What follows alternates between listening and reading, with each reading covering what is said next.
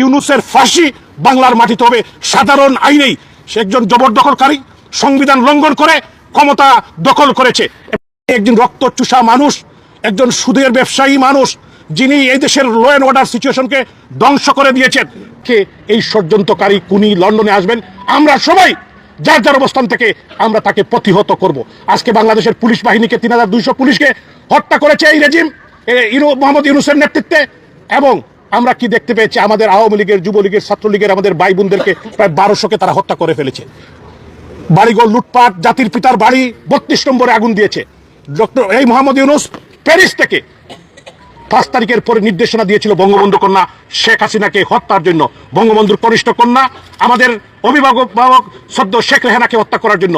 এর জন্যই এবং বাংলাদেশে যাদেরকে পুলিশ হত্যা, আমাদের নেতাকর্মী হত্যা, যাদেরকে হত্যা করেছে তার বিচার বাংলার মাটিতে হবে। এই ইউনূসের ফাঁসি বাংলার মাটিতে হবে সাধারণ আইনেই।